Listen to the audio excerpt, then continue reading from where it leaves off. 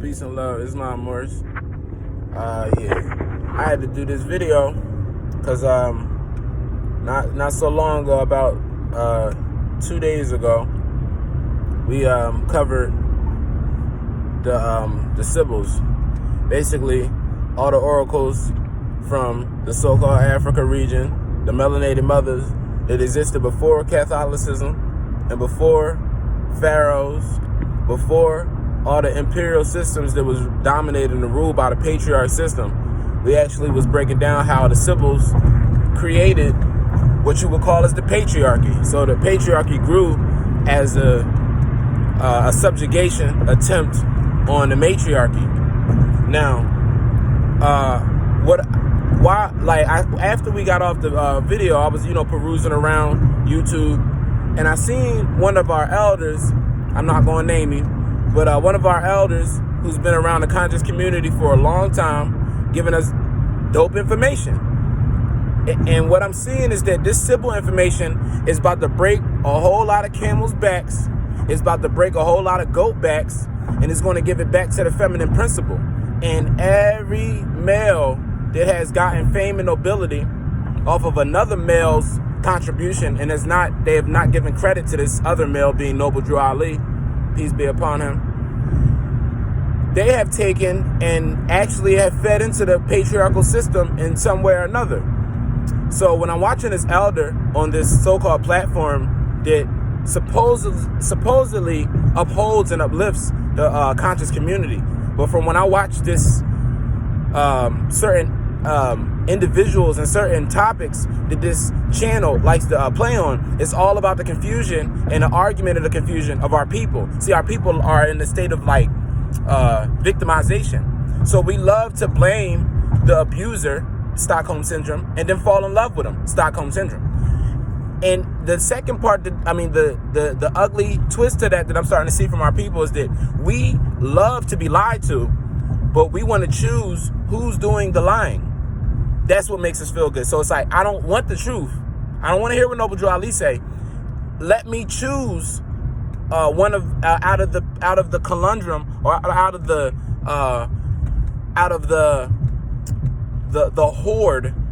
horde of stateless, incompetent black leader guys. I want to choose out of those which ones I want to lie to me. And that's the thing. You don't want the truth.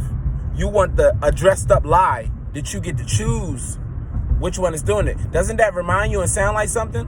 That sounds like the result of the 15th Amendment to me, aka voting.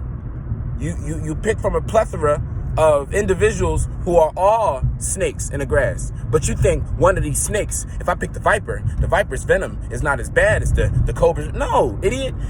It's all going to hurt you. There's no lesser shark horn on the bull when it's coming towards you. That's another Moorish reference, because another story. But anyway, when I was watching this platform, because of the male attention that its elder receives, his knowledge is slated to the patriarchal system. So what he was saying is that Akhenaten was the reason that we have religions and a monotheistic approach to things. And I would beg to differ. I would say that the monotheism is literally a construct of the patriarch. What the mothers pushed was a henotheism. And look that up. Which is basically, everybody can have their gods, but we're going to take our God and be on our thing, and y'all take your God and be on your thing. Everybody will return to their own fig tree and worship under that. I mean, vine fig tree. So, what the thing that the prophetess, or the Sibyls, reading the book Sibyl Oraculum by Tiana Lee McGillum, I think her name is. I probably slaughtered her last name. Don't give me the getting on last names, because it's not even, that's by the wayside anyway. But Tiana Lee, look up the book The Sibyls Oraculum. Sibyls is Sibyl, Oraculum is Oraculum. So like oraculum. So like oraculum. The oracles of the black doves of Africa. Now, when it comes to America and everything that we forgot about our connection over here, one of the main things that we can tie ourselves back to quickly when you're dealing with one of these divination systems is our prophecies. Now, I've been looking up prophecies through the Incas, and them things all check out to like exactly where we are at in this whole patriarch takeover. So, Elder was saying Akhenaten got kicked out from around 1300s. This is the 18th dynasty, the end of the 18th dynasty of so-called Kemet, and she got kicked out because she changed Amen into Aten and got everybody to worship under one God, and went into her thing. Now, I'm gonna say that what nobody is paying attention to is that Akhenaten is really a woman. When you look at the shape of her body, and they say, oh, transsexual. Nah. See, that's them trying to pervert our ancient mothers. What the problem that all these men had with her was that God, look at the God of 10, or look at the deity of 10. It's the sun disk with arms popping out of it as rays. And at the end of the arms, you have hands that are holding ankhs.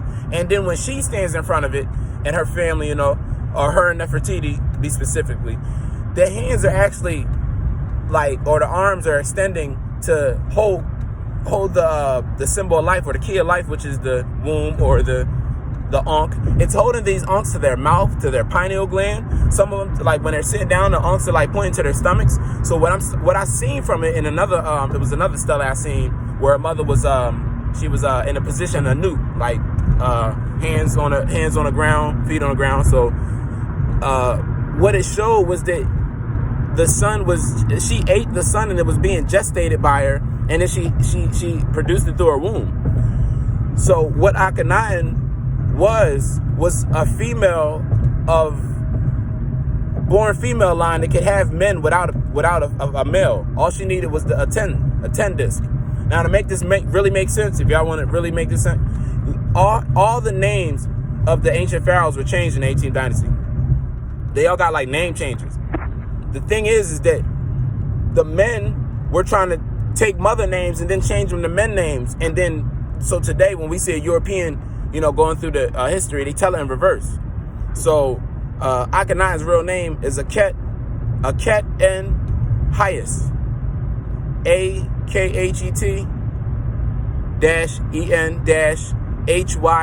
-En-Hyes. Akhenaten Hyes. And that means effective for her husband. What does this mean? Akhenaten name meant,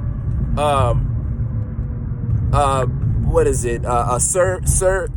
Serves a 10, or he who serves a 10, or something like that. But when you do with Akhenaten Hyes, it's saying effective for her husband. So when you put the deity back in, it's saying a 10 would be effective for her husband. Wouldn't that make sense? That being Akhenaten's name, if Akhenaten is really a she, and then the power was really what I said it was, like she could have babies without a man. All she needed was the sun. What? Yeah, they didn't want that, so they got her out of there at the end of the 13 BC. So right after that, when they got her out of here, watch how Kemet falls fast. Was when he didn't talk about all of this. After they kicked her out in the 13, you can look it all up. There's a people called the Sea People that attacked Kemet around the end of the 1300s to the 1200 BC, because they count backwards. So it's right after Akhenaten got kicked out. And then it's another thing about Akhenaten. Her and Nefertiti both assume men names. You even got pictures where Nefertiti's wearing a blue crown, but the blue crown was only for Nubian kings. Why did she have a Nubian male headdress? Because you already seen that they were trying to subjugate the woman because of her appearance and because of her essence. So women had to wear beards. All it took was a beard for them to be better than a man. Yeah, see, that's what it is. Or not even better, to be at the equal rulership position as a man and get the respect. All she needed was a beard. A man needed to do all this destroying everything and shutting down systems to the way we shut down stuff so bad hundreds of years later it's messed up. But anyway, Akhenaten Hyes, she could be pregnant by a 10. So what happened was they got the mother out of here and drove her out of Kemet, and only kept behind the ones who were her like adopted children. So like Tutankhamun, he wasn't her real son. Her real son is named Smenkare. And I'm about to tie it all in because it get crazy. We dealing with they kicked her out of Kemet. She went to Amarna, so-called Thebes, and then from there she opened up different teaching temples and all that. From there they kicked her out to Canaan because the people there took her religion, and then that's what became the birth of the one God religions. They didn't understand the fact of a female having, being able to copulate without a man. They didn't like that. Well, let's think about it. If the Bible is really about a man, a female who could produce or beget children without any man, wouldn't the Bible make more sense? A retort. So anyway, when they kicked her so-called out, they kept this so-called Amun-Ra deity popping. So, and once that met with what they was doing in Levant, that's where you literally get the Christian, the Muslim, the Judaistic, the Hindu, the Buddhism, what else is it? Zoroastrianism. Any of those systems that I just named. If your prophet is a male, you already messed up. Why ain't your Buddha a female? Why ain't your Muhammad a female? Why ain't you, or praiseworthy? Ain't that what that mean? Why can't it be a female? You look how screwed up these people get when you say some of this stuff. Like, yo, all prophets did have mothers. Yeah, brother, like brother, but you don't want to deal with the mother. I don't know what you're on, but anyway. So you get Akhenaten. All right, and this is the deep part. You get to see people coming in, and when you look at Ramesses III in the northern region of his temple, they had this stele on a relief, and you can look it up. Just look up "Sea People" on Google, and it'll pop right up. It's a picture that they had to redraw because the walls are so tarnished. But the picture is all these people that knew how to sail in the seas coming into Kemet, destroying Kemet. Now, when you read who these people were, nobody, no historian, no scholar is saying who these people actually were. And my goodness, when you read how the Kemites were like, how in fear they were when these people were coming, because what these people did, they had power on the seas like nobody else in the world at the time. I'm talking about they had the Kemites bitching. They fare the seas like no other, just going in about how good these people were on the water. One of the scholars who wrote about these people, he named these people, since they had no names, he called them the sea people, which in French, in his language, was Peuples de la Mar. Peuples de la Mar. So Mar or Mer is water, or land. More is land, Mer is water. So the people of the water, or the people of the sea, the Mers, okay? We talking about ancient Kemet shit where we shut their ass down. Why? Because they kicked one of our mothers out. Tried to destroy her. When she came back to America and let Khalifa, a.k.a. Mami Killa, Killa, which is the daughter that represents the moon, and Mama Huwako, who was running under the energy of Pachamama. Now, y'all need to look all this up. We can deal with that real quick. Pasha is supposed to be some Turkic title, right? Like Bey or Beg. That turns into Day. So what they do with Pasha, a lot of these so-called black guys that want the leader powers from our prophet, and all the sleeping blacks. What like young straight and narrow, like young bent and narrow, that guy. Young female House of Law, that guy. They do stuff like go in on a situation and then don't cover how it works out for the Moors or for the female sense of it. They always keep it in their own little opinionated system of makeup. Straight Maybelline. Because alright, damn. Got me all off my thing thinking about bringing up the confusion. Let it come back real quick. So we got Akhenaten going to Pachamama. So we on Pashas. key. Eat more roots.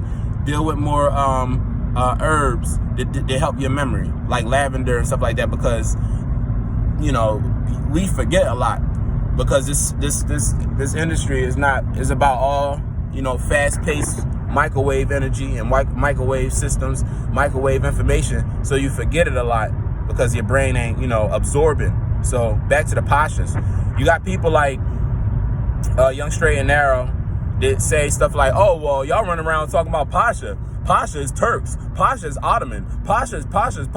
Well, why don't you look up the Inca's glossary? Go up look up the Inca glossary of what Pasha mean. P-E-P-A-C-H-A. We changed the C to S. We changed the S to the C. So which language is more ancient? Which word is more ancient? The Turkic one with the S in it, or the one with the C in it from America? Pasha. P-A. Pak. Pasha. That's where Pak get his name from. Pasha. Pak. But anyway, and Tupac Amaru, my fault. But anyway, we dealing with the Pashas, and when the Pasha was an energy that was contained by the mothers, given to the sons through Pachamama Kamak and Pasha Kamak. So this is all, But look up Pachamama, and this mother, or this feminine energy, was the energy that Mama Huaco, the mother or the empress of the Incas, would ride off of. And then you got to realize that these people would reincarnate every 500 years. So there was a Pachamama for every 500 years. So the Pachamama we're speaking about is the one back in BC times, AD, with these Christian time calendar, when they so-called removed Akhenaten. When Akhenaten removed to Canaan, really it was America, at the time of the rulership of Mama Huaco under Mama Pasha, or Pachamama. So why is that important with this Pachamama? Is because Pachamama's energy they said it was of the dragon energy, and she was known to cause earthquakes. The deep part is that when Akhenaten came over there and let that mother know what Egypt was up to, she caused the earthquake that separated us from Africa forever. The people of the waters then came through what she created in that earthquake and attacked Kemet until there was no more Kemet over on there in the east. Now, another thing they don't like to talk about is that, what about Kemet over here? What about Ta Mary, Ka? What about that? What about 1647 America book? When you go to the Florida section, look at the picture next to Florida. They spell America Ta-America. Or no, they say the people are the Ta-Americans. Ta-American? What's with the T in front of the A? Just kind of like when you look up the old Northwest Africa being Tamazay. What's with the T in front of the A? You take the T off and get Amazay, and then it sounds like Amazon. And then they talk about the Amazon women that rule from so-called South America's to Greece. Do you know that Mother, what's her name, Khalifa, left so-called California and went to go help? She went westward from California through Asia, went to go help the Ottomans fight? What the hell was she? What bloodline was she, having a name like Khalifa? Don't you know that the story of the Quran is really in America? The Caliphites, the Caliphate, and the ones who follow Muhammad. Muhammad was Khalifa. People want to know about what's her name, Queen Kali, Kali Ma from the India. But that's the Mauryan Empire, and they call this the Indies. So they were looking for Indians here, but we're Moors. So when you want to look for Kali Ma, Krishna, right? But you don't even look at the place that they call Cali for short. What did Biggie Smalls call California when he wanted to go back to it in Volume 2? I'm going back to Cali. He knew it. So, not going to say he knew, but that was right there in front of your face that they're hiding your Hindustani bloodline and origin, your Bharat bloodline, your Maharaja connection. What do you not, this is what it is. You're talking about the people who coronated the queen and king in the same day. Y'all both got coronated in the same day. at another person's like empire. Okay, starting to see that all these business and corporation deals were a divine plan that we forgot about. That's why it connects so good. And every time we like look for it, the origin of it, we like, the white man. Don't do that. Don't do that. That man is trying to wait for us to wake up so we can tell him what to do. He's been making up stuff since since he got semi-control of it. He's been making up stuff, and I feel bad. I'm starting to feel bad because it's like, damn, you only got like one story to tell. You can't even really tell the story the way you want to because the people sleep. That gotta feel bad. That gotta be, a thing to deal with. So, after the earthquake that Pachamama created, you had a separation from Africa forever. So I say that to say that we need to look at that as prophecy manifesting to why we are not African per se. And then when I say I'm not African, I'm not even speaking about that continent over there. Who called that? Who was the first one who called that continent Africa? Whatever happened to it being Libya? Whatever happened to the Libyan rulers of that place being the prophetess? More patriotism and more Catholicism of the Inquisition of the Spaniards. We aren't languages. It's a weird world that you live in when we rule by so-called a masculine principle. We want to be languages. Hey, I'm Egyptian. No, you're not. That's a language. Hey, I'm Chinese. No, you're not. That's a language. Hey, I'm Spanish. That's a language. I'm English. That's a language. So how are we languages? Hebrew? You can't be no languages, and that's Greek. So what in the problem? What's the problem with you being Iberian? Put the H back on Iberian if that's what you want to be. Iberu. Okay, cool. That's what you want to be.